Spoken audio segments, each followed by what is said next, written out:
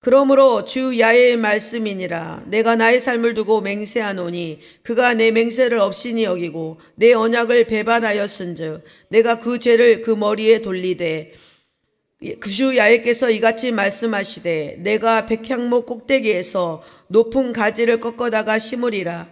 내가 그 높은 새 가지 끝에서 연한 가지를 꺾고 높고 우뚝 솟은 산에 심되 이스라엘 높은 산에 심으리니 그 가지가 무성하고 열매를 맺어서 아름다운 백향목이 될 것이요 각종 새가 그 아래 깃들이며 그 가지는 그늘에 살리라. 들의 모든 나무가 나 야훼는 높은 나무를 낮추고 낮은 나무를 높이며 푸른 나무를 말리고 마른 나무를 무성하게 하는 줄 알리라. 나 야훼는 말하고 이루느니라 하라. 아멘. 네, 오늘 말씀을 통해서 에스겔 17장을 살펴볼 텐데요. 오늘 본문의 17장에 두 독수리와 포도나무 비유를 통해서 이스라엘의 멸망과 또 하나님께서 주권적으로 역사하시는 내용을 우리에게 보여주고 있습니다. 바벨론과 애굽을 큰 독수리에 비유하고 또 이스라엘을 향한 하나님의 심판과 또 구원 계획을 이렇게 오늘 말씀을 통해서 드러내고 계십니다. 특별히 시드기야 왕이 배신과 또 그로 인해서 멸망도 그리고 궁극적인 또 회복을 은혜를 하나님께서 예언하시면서 인간의 연약함과 또 하나님의 신실하심에 대한 그 대조를 이루고 있습니다. 오늘 본문 내용이 단순히 이스라엘 나라, 지난 그 이스라엘의 이야기가 아니라 오늘날 또 저와 여러분 또 우리 삶 속에서 하나님이 인도하시고 구속하신 계획이 어떻게 이루어지는가를 또 깨닫고 또 하나님께서 온전히 그 뜻을 이루신다는 것을 믿고 하나님 앞에 온전히 또 우리가 마음을 두는 그런 결단의 시간이 되기를 소망합니다. 첫 번째 우리가 이 말씀을 통해서 알아야 하는 것은 하나님의 행동을 인식할 수 있어야 한다라는 것입니다. 1절부터 7절 말씀을 다 함께 합독하시겠습니다. 야훼의 말씀이 내게 임하여 이르시되 인자야 너는 이스라엘 족속에게 수수께끼와 비유를 말하라. 야훼께서 이같이 말씀하여 이르시되 색깔이 화려하고 날개가 크고 깃이 길고 털이 숱한 큰 독수리가 레바논에 이르러 백향목 높은 가지를 꺾되 그 연한 가지 끝을 깎아가지고 장사하는 땅에 이르러 상인의 성읍에 두고 또 그 땅의 종자를 꺾어 옥토에 심되 수양버들 가지처럼 큰 물가에 심더니 그것이 자라며 퍼져서 높지 아니한 포도나무 곧 굵은 가지와 가는 가지가 난 포도나무가 되어 그 가지는 독수리를 향하였고 그 뿌리는 독수리 아래에 있었더라. 그 날개가 크고 털이 많은 큰 독수리 하나가 있었는데 그 포도나무가 이 독수리에게 물을 받으려고 그 심어진 두둑에서 그를 향하여 뿌리가 뻗고 가지가 뻗었도다. 네, 오늘 본문의 시작이 어떻게 되냐면 거대한 날개와 풍성한 깃털, 화려한 색깔을 가진 큰 독수리가 레바논으로 날아가 백향목의 높은 가지를 꺾는 장면으로 이렇게 시작을 합니다. 이 독수리는 바벨론 왕 느부갓네살을 상징합니다. 레바논의 백향목은 유다 왕국을, 백향목의 높은 가지와 연한 가지 끝은 유다의 요야긴 왕을 가리킵니다. 느부갓네살은 강력한 힘으로 유다 왕 요야긴과 그의 귀족들을 사로잡고 바벨론으로 끌고 갑니다. 여호야긴은 3개월 만에 통치를 끝냅니다. 그렇지만 이 3개월 통치하는 기간에도 주님 보시기에 큰 악을 행하였고 또 결국 바벨론에서 죽음을 맞습니다. 또한 그 땅의 종자를 이렇게 표현하고 있는데 느부갓네살 왕이 여호야긴 대신해서 시드기야 왕과 남은 백성들을 이렇게 심어 놓는 것을 이렇게 표현하고 있습니다. 시드기야는 요시야 왕의 막내 아들로서 느부갓네살은 그를 유다에 꺾어 이렇게 심어 놓습니다. 11년 동안 자라게 합니다. 자라게 퍼져서 포도나무게 하는 것이 이런 표현으로 이렇게 나타나고 있는 것입니다. 시드기야가 바벨론의 느부갓네살 왕의 꼭두각시 왕으로 세워진 것이죠. 그렇지만 그 환경은 큰 물가와 옥토와 같이라고 이렇게 표현이 되어 있습니다. 이것은 하나님께서 유다에게 생존하고 회복할 기회를 이렇게 바벨론을 통해서 이렇게 회복을 하시는 그런 계획을 하고 계신 것입니다. 그러나 이 포도나무인 이 시드기야는 다른 독수리, 다른 큰 독수리가 있었는데 라고 하면서 그 독수리를 향하여 뿌리를 뻗치고 가지를 퍼졌다라고 얘기합니다. 그것은 르무갓네살 왕을 배반하고 애굽의 그런 어떤 자기의 그 애굽에 대해서 애굽의 그런 도움을 요청을 하게 되는 것입니다. 그러니까 하나님이 보시기에 시드기야의 어리석인 결정으로 인해서 유다가 결국은 패망할 것이다라는 말씀을 이렇게 예언하고 있는 것입니다. 에스겔은 이렇게 수수께끼와 비유를 통해 불순종으로 인한 여호야긴이 끌려간 일과 현재 시드기야가 배신으로 불순종이 반복되는 것을 결국은 유다가 멸망을 초래할 수밖에 없다라는 것을 이렇게 말씀하고 있었던 것입니다. 성도 여러분, 우리가 살아가면서 무언가를 의지하지 않을 수는 없습니다. 우리는 어려운 상황에 처할 때마다 하나님보다 세상적이거나 또 사람을 또 의지하고 그렇게 따라가려는 유혹을 종종 받습니다. 그러나 오늘 이 비유를 통해서 인간의 계산과 우리가 계획하는 모든 것은 하나님의 주권의 섭리 안에 있다라는 것을 우리는 알아야 합니다. 그래서 우리가 우리의 경험과 우리의 의지와 우리 환경과 또 우리를 살릴 수 있는 그 힘이 있는 그 사람들을 의지하는 것보다 우리의 삶에 그 모든 예측할 수 없는 그 일들을 통해서 하나님께서 모든 것을 다루시고 또 이끌어 가신다는 것을 깨닫고 하나님 앞에 우리가 겸손히 서야 될 줄 믿습니다. 우리는 우리 눈에 보이는 것 대신에 그 모든 환경과 또 모든 것을 다스리시는 그 하나님의 능력을 믿어야 합니다. 우리가 두 번째로 또 알아야 되는 것은 사람과의 관계에서 하는 행동이 곧 하나님에 대한 행동이라는 것입니다. 11절부터 16절 말씀을 다 함께 합독하시겠습니다.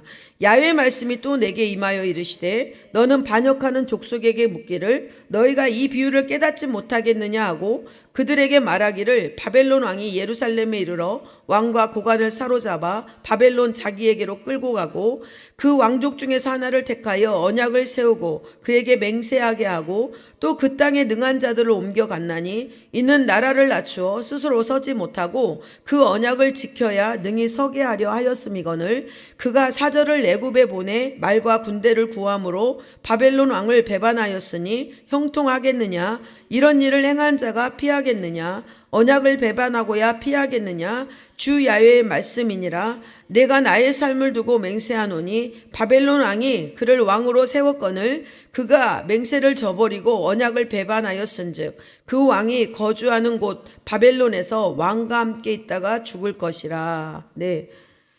우리의 모든 행동은요 하나님에 대한 태도를 반영한다라는 것을 우리 알아야 합니다. 시드기야가 바벨론 왕 느부갓네살 왕과 맺은 언약의 맹세는 곧 하나님에 대한 맹세였습니다. 역대하 우리 36장 11절부터 14절 말씀을 다 함께 한번 합독하시겠습니다.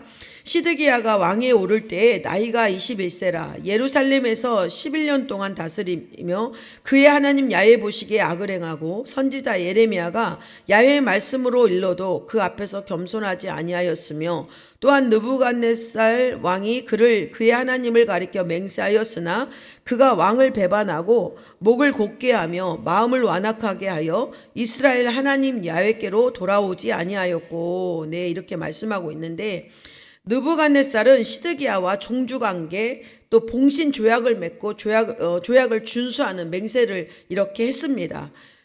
또한 그 땅의 능한 자들을 바벨론으로 끌고 가서 시드기야의 왕권을 강화할 환경을 만들어 주는 거예요. 왜냐하면 능한 자들을 데려와서 가르치는 거죠. 애굽의 문화도 바벨론의 그 문화도 익히고 교육과 그 모든 것을 익혀서 능한 자로 세우는 거죠. 그럼 결국엔 그건 누구의 자산이에요? 이스라엘 자산이 되는 것이죠. 또 그 땅의 종자, 그건 시드기야를 얘기하는데 시드기야를 세워서 높지 아니한 포도나무가 된 것입니다. 이건 뭐냐면 즉 나라를 낮추어서 이 나라가 스스로 서지 못하게 하는 거예요. 그러니까 결국에 바벨론에 대항하지 못하도록 이렇게 자기 손아귀에 두는 것이죠. 느부갓네살 왕이. 그래서 그런데 유다 봉신 조약을 지켜서 왕위와 나라를 유지할 수 있도록 하기 위한 것은 누구 계획이에요? 하나님의 계획이신 것입니다. 하나님의 그런 약속이셨던 거예요. 그렇지만은 시드기야는 느부갓네살 왕을 배반하고 그 사신들을 외국에 보내서 너희에게 말과 병거들을 좀 보내줘라, 우리를 좀 도와줘라라고 그 가지를 애굽에다 뻗은 것입니다. 그렇기 때문에 이에 하나님께서 시드기야 그 계획이 성취할 수 있는지를 시드기야야 네가 그 계획이 성취할 수 있겠어라고 물으시는 것이 15절 말씀입니다. 그가 사절을 애굽에 보내 말과 군대를 구함으로 바벨론 왕을 배반하였으니 형통하겠느냐? 이를 행한 자가 피하겠느냐? 언약을 배반하고야 피하겠느냐? 라고 이렇게 하나님께서 시드기야 이렇게 물으시는 것입니다. 하나님이 물으심에 대한 대답은 결코 피할 수가 없다라고 얘기하는 것입니다. 18절 말씀인데요. 그가 이미 손을 내밀어 언약하였거늘 맹세를 업신이 여겨 언약을 배반하고 이 모든 일을 행하였으니 피하지 못하리라. 시드기야 왕이 바벨론 대신 애국과 손을 잡으려고 한 것은 느부갓네살 왕과의 언약을 파기하고 충성 맹세를 저버린 것입니다. 이것을 하나님께서는 뭐라고 표현하시면 나와의 맹세, 나와의 언약을 이렇게 표현하시면서 바벨론 왕과 당신을 이렇게 동일시하신 거예요. 왜냐하면 하나님의 이름으로 맹세를 했기 때문입니다. 이 배경에서 역대 아까 우리 읽었던 것처럼 36장 17, 13절에 느부갓네살 왕이 그의 하나님을 가리켜 맹세하게 하였으니 여기서 이 말씀이 근거가 되는 것입니다. 인간의 꾀와 힘을 의지해 하나님과의 언약을 저버리는 행위는 반드시 비참한 결과를 초래할 수밖에 없습니다. 시드기야 왕의 어리석은 선택은 언약의 중요성을 간과하고 눈앞에 이기만을 모멸하려고 한 그런 태도였습니다. 성도 여러분, 우리가 우리는 말씀이 약속이고 이 말씀을 우리는 지키면서 이 말씀 가운데서 하나님 자라가고 세워져야 합니다. 그렇기 때문에 우리의 모든 말과 행동, 또 인간관계든 세상 속에서든 또 우리 신앙의 공동체 속에서든 우리의 모든 행위는 하나님께 대한 반응이 드러난다는 것을 깨달아야 합니다. 우리의 모든 삶이 하나님 앞에서의 삶이 돼야 됩니다. 저와 여러분이 마음을 지키고 믿음을 지키고 따라갈 수 있는 것, 오늘 하루도 내가 신앙인으로 살아갈 수 있는 것 무엇이겠습니까? 하나님이 나와 함께 하신다. 이 믿음을 이것을 고백하면서 갈 때 하나님이 나와 함께 계시지라고 생각하면 내가 어떤 말을 할 때도 한 번 정도 생각하게 되고 내가 설사 잘못 행동과 다른 말을 했더라도 우리가 그것을 깨닫고 하나님 죄송합니다. 제가 하지 말아야 말을 했습니다. 저의 행동이 그릇됐습니다라고 하나님 앞에 회개하고 다시 돌이킬 수 있는 것입니다. 그렇기 때문에 우리가 하나님의 말씀을 늘 따라 기억하고 순종하고 언행일치의 삶을 살아갈 때 하나님께서는 진짜 우리의 그 행동을 인정하시고 복된 삶을 이루어 주실 줄 믿습니다. 그러니까 하나님과의 관계가 제가 진짜 찐으로 하나님 관계가 세워진다면 저와 여러분이 어떤 환경 속에서도 하나님만을 붙들고 그 말씀을 또 입술을 지키고 그 우리의 행동이나 이 모든 것에 삶의 자리에서 조심하고 주의하고 나아갈 수 있다라는 것입니다.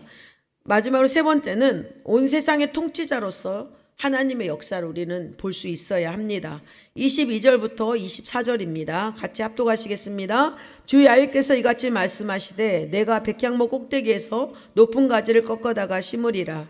내가 그 높은 새 가지 끝에서 연한 가지를 꺾어 높고 우뚝 솟은 산에 심되 이스라엘 높은 산에 심으리니 그 가지가 무성하고 열매 맺어서 아름다운 백향목이 될 것이요 각종 새가 그 아래 깃들이며 그 가지가 그늘에 살리라. 들의 모든 나무가 나 야훼는 높은 나무를 낮추고 낮은 나무를 높이며 푸른 나무를 말리고 마른 나무를 무성하게 하는 줄 알리라. 나 야훼는 말하고 이루느니라 하라. 아멘. 우리는 강한 자는 영원하고 정말 약한 자는 다시 일어나지 못할 것이라고 대부분 그렇게 생각합니다. 그러나 하나님께서는 오늘 말씀을 통해서도 알 수 있는 것처럼 모든 것을 바꾸실 수 있다라는 것입니다. 하나님께서는 이스라엘에게 회복의 약속을 이렇게 허락하십니다.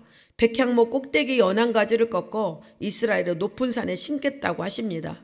이것은 장차 다윗의 혈통으로 오실 메시아에 대한 예언의 말씀입니다.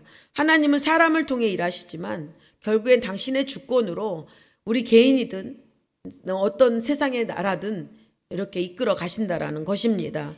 그래서 우리가 성도는 하나님께서 행하실 일들을 기대해야 합니다.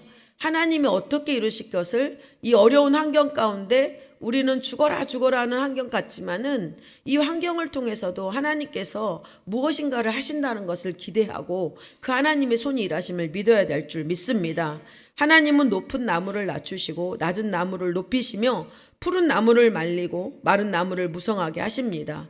하나님께서 이렇게 역사를 주관하시고 결정하신다라는 것입니다. 또한 우리는 하나님의 손에 빚어진 토기장이입니다. 토기장이 손에서 빚어지는 토기일 뿐입니다. 그분의 손에서 빚어지는 그냥 진흙에 불과하다라는 것입니다. 하나님의 손이 여러분을 어떻게 조각하실지 모릅니다. 또 저도 어떻게 조각하실지 모릅니다. 그렇지만 하나님께서 조각하시는 것은 결국에 그 조각하시는 그 조각가의 손으로서 아름답게 그 작품을 만들어내시는 것입니다. 저와 여러분의 삶에 어떤 환경과 어떤 처지와 형편에 있던지 하나님을 의지하시기 바랍니다. 그러면 하나님께서 그 붙으신 칼이 우리를 결국엔 아름답게 하나님의 뜻 가운데서 빚으시고 세워주실 줄 믿습니다. 그렇기 때문에 성도는 기꺼이 하나님의 주권을 인정하고 기꺼이 그 말씀에 순복해야 합니다. 하나님은 말씀을 반드시 이루시는 분이십니다. 인간의 배신과 실패도 불구하고 하나님은 친히 구원의 역사를 이끌어 가십니다. 스스로 가지를 꺾으신다는 표현처럼 하나님은 직권으로 심판하시고 회복을 시작하신다는 것을 믿으시기 바랍니다. 그래서 우리는 어떠해야 되냐? 더 나아가 우리가 구속받은 자녀로서 내가 잘 먹고 잘 사는 것이 아니라 더 나아가서 하나님께서 많은 이렇게 깃들인다고 하잖아요. 오늘 말씀처럼 결국에는 많은 사람들이 새들이 와서 깃들인다고 하는데 그런 것처럼 저와 여러분이 하나님의 손안에서 이렇게 순종하고 말씀에 따라갈 때 하나님께서 우리를 높여주시는 것입니다. 우리 이 나라를 높여주시는 것입니다. 그래서 복음 전하게 하고 세상의 열방의 나라에 이 대원문극이 복음의 나라 제사장의 나라로 우뚝 서는 것처럼 저와 여러분이 복음을 가지고 이 말씀을 따라갈 때 하나님께서 우리를 통해서 또 우리를 만나는 사람, 우리를 보내시는 곳에서 많은 사람을 얻게 하여 주시고 결국엔 하나님 나라가 확장되고 또 이렇게 세워져서 많은 사람들, 죽어지는 사람들, 또 멸망당할 나라들이 우리가 파송하는 선교사님을 통해서 하나님의 또 일하는을 통해서 이렇게 많은 하나님께로 돌아와서 그 생명을 얻고 그 하나님의 평강을 누리게 하신다는 것입니다. 그렇기 때문에 하나님의 통치가 이 세상, 이 땅에 실현되도록 우리가 기도하고 또 하나님 앞에 그 주권을 인정하면서 겸손히 순종하며 그렇게 나아가야 될 줄 믿습니다. 그래서 저와 여러분이 일하시는 하나님의 역사에 동참하는 존재임을 깨닫고 믿음과 순종의 삶을 통해 하나님의 통치하심, 하나님의 역사하심을 드러내시는 영광의 길을 담대히 걸어가시는 그런 저와 여러분이 되시기를 소망합니다. 네, 기도하겠습니다. 좋으신 하나님 고맙고 감사합니다. 하나님 눈에 보이지 않는 하나님의 능하신 손이 우리 한 사람도 붙잡으시고 또 우리 나라를 붙잡으시고 하나님 모든 열국들을 하나님 붙잡고 경영하시고 일하셔서 다스리신 줄 믿습니다.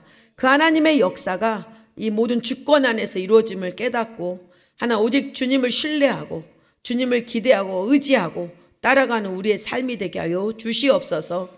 오늘 이 말씀을 통해서 하나님 우리가 주님을 붙잡고 우리 가지고 온 모든 삶의 문제와 우리 풀어지지 않는 것들과 약함들을 구할 때 살아계신 하나님의 그 능하심이 하나님 모든 손 안에서 이루어지고 또 하나님 그 가지를 꺾어서 높은 산에 심으시는 것처럼 다시 한번 살리고 회복시키고 세우시는 하나님의 손의 은혜를 누리게 하여 주시옵소서. 오늘 가지고 온 우리 모든 문제 해결하여 주시고 또 기쁨으로 하나님 앞에 마음을 들이며 손길을 드리는 그 섬김에 하나님의 복을 더하여 주옵소서. 예수님의 이름으로 기도드립니다. 아멘.